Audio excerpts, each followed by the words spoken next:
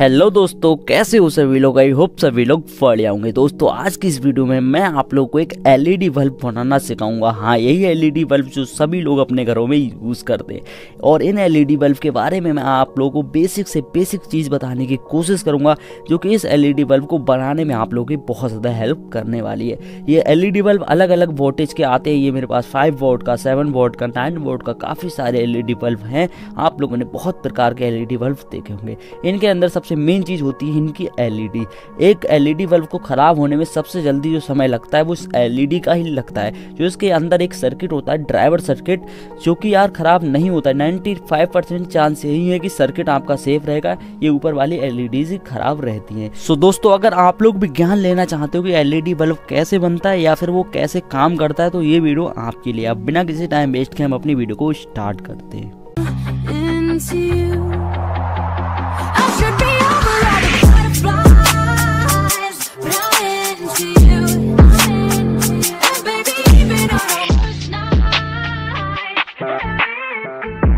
दोस्तों ये मेरे पास एक एलईडी बल्ब है जो कि खराब कंडीशन में है। सबसे पहले आप लोगों को इस बल्ब को मैं दिखा देता हूँ कि ये खराब कंडीशन में है या फिर नहीं, और इससे आप लोगों को आइडिया हो जाएगा कि एलईडी बल्ब किस तरह से खराब हो सकते हैं। इसको लगाते ही होल्डर में ये नहीं जल रहा है, और ऊपर ही मुझे एक इसमें एलईडी है वो शॉर्ट लग रही है, मतलब टूटी हुई एलईडी है। तो इसको शॉर्ट करके देखते हैं। ये जल तो रहा है लेकिन वो फुल ब्राइटनेस में नहीं जल रहा है, जो कि नॉर्मली सारे एलईडी बल्ब चलते हैं। तो इसमें हमें ढूंढना है आखिर ये कौन सी कमी के कारण हो रहा है। जो लोग एलईडी बल्ब सही करते रहते हैं उनको पता होगा। मेरे को पता है इसमें कोई ना कोई दिक्कत एलईडी से ही है, क्योंकि ड्राइवर से वोल्टेज आते होंगे। सबसे पहले हमें इसे मल्टीमीटर से मेजर करना पड़ेगा। मल्टीमीटर को डीसी रेंज में सिलेक्ट करना है, तो उसके बाद आप लोग मेजर करो। सॉरी, मैंने मल्टीमीटर को गलत रेंज में सिलेक्ट कर लिया। 200 पे करना रहता है और डीसी वोल्टेज इसमें आउटपुट होते हैं। तो इसमें से आई थिंक मेरे हिसाब से 94 वोल्टेज इसमें आ रहे हैं, 94 95, और ये 5 वाट की एलईडी है, तो इस हिसाब से इतनी वोल्टेज इसमें आउटपुट होते हैं। तो इसको शॉर्ट करके देखते हैं लेकिन नहीं जल रहा है। तो मैंने अब इसके सोल्डर आयरन की मदद से इसके एलईडी को शॉर्ट कर दिया, लेकिन इसमें वो फुल ब्राइटनेस नहीं आ रही जो नॉर्मली एलईडी बल्ब में आती है।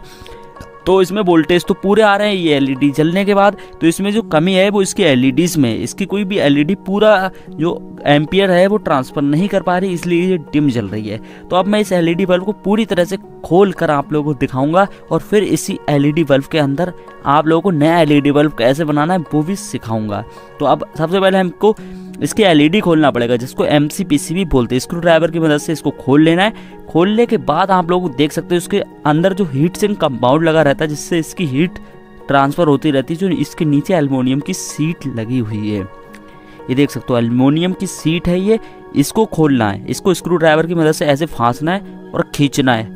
ये तेज खींचना पड़ेगा थोड़ा, तब खुलेगा, ऐसे नॉर्मली नहीं खुलेगा। होल्डर हटा लेते ना तो होल्डर भी काम से चला जाएगा। ये ताकत लगा के थोड़ा ऐसे दबाना है स्क्रू ड्राइवर को, आई थिंक खुल जाएगा इसी तरह से।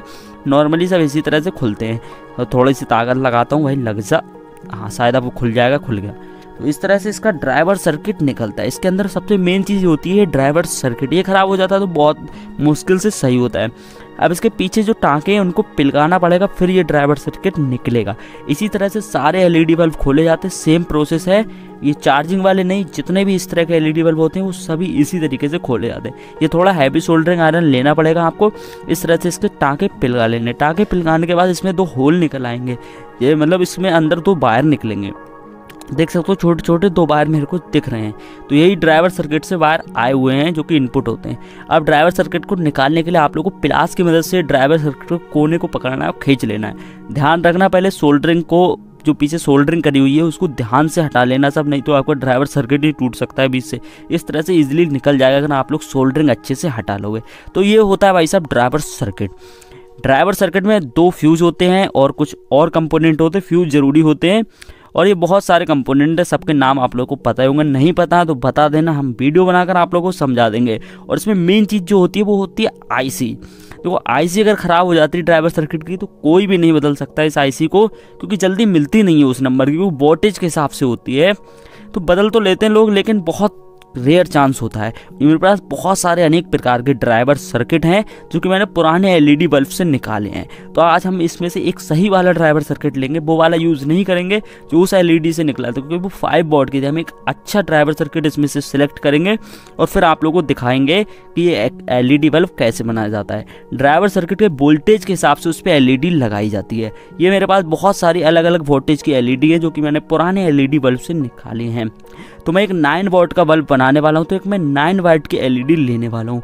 मेरे हिसाब से ये वाली परफेक्ट रहने वाली है। दोस्तों सभी ड्राइवर पर सभी एलईडी वर्क नहीं करती। आप लोगों को सबसे पहले चेक करना पड़ेगा। किस तरह से चेक करना है वो आप लोगों को एग्जाम्पल के थ्रू समझो। ये मैंने एक एलईडी इसके साथ अटैच करी हुई है। इस ड्राइवर के सर्किट के जो वोल्टेज है वो 110 के आसपास है। तो सभी एलईडी के जो वोल्टेज होते हैं वो अलग अलग होते हैं। इसमें टोटल आप लोग गिन सकते हो 10 एलईडी का यूज़ करा गया है। तो 10 के हिसाब से इसमें एक एलईडी 9 वोल्ट की है। तो 9 10 90 मतलब 90 वोल्टेज के आसपास ये कंज्यूम करेगी और ये ड्राइवर सर्किट 110 वोल्टेज के आसपास आउटपुट कर रहा है। आप लोग को इस तरह से चेक करना पड़ेगा। अब वोल्टेज आप लोगों को बहुत इजीली मल्टीमीटर से चेक कर सकते हो और ये परफेक्टली ग्लो कर रहे हैं, आप लोग देख सकते हो। लेकिन इसमें थोड़ी सी मेहनत लगती है।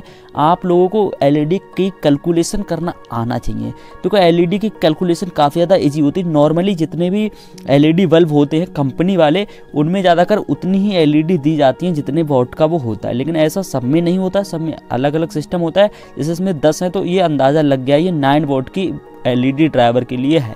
और ड्राइवर अगर वोल्टेज 110-20 के आसपास दे रहा है तो सही है।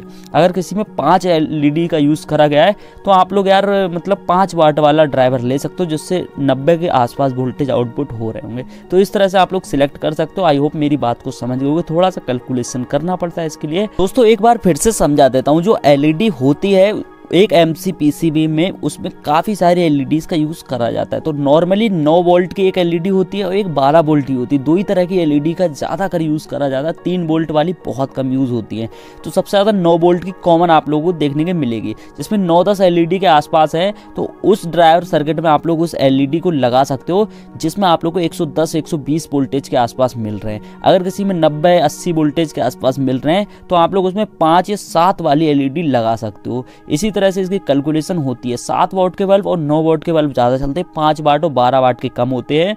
और 12 वाट का आपको फिर कभी बताऊंगा। फिलहाल में 7 और 9 वाले लगभग सिमिलर ही होते हैं, 10-5 वोल्ट का फर्क होता है। तो दोस्तों मैंने बहुत ही बेसिक तरीके से आप लोगों को समझाने की कोशिश करी कि एक एलईडी बल्ब किस तरह से काम करता है, आप लोग किस तरह से एलईडी बल्ब बना सकते हो। अभी मेरे पास काफ़ी सारे एलईडी बल्ब की सामग्री है। 4 ही सामग्री होती है। एक एलईडी बल्ब का ढक्कन, उसके बाद उसके एल्यूमिनियम की सीट और MCPCB जो कि एलईडी होती है, और एक ड्राइवर सर्किट। अब आप लोगों को बनाना कैसे, जल्दी से एक फास्ट वीडियो के थ्रू असेंबल कर लेते हैं इस एलईडी बल्ब को।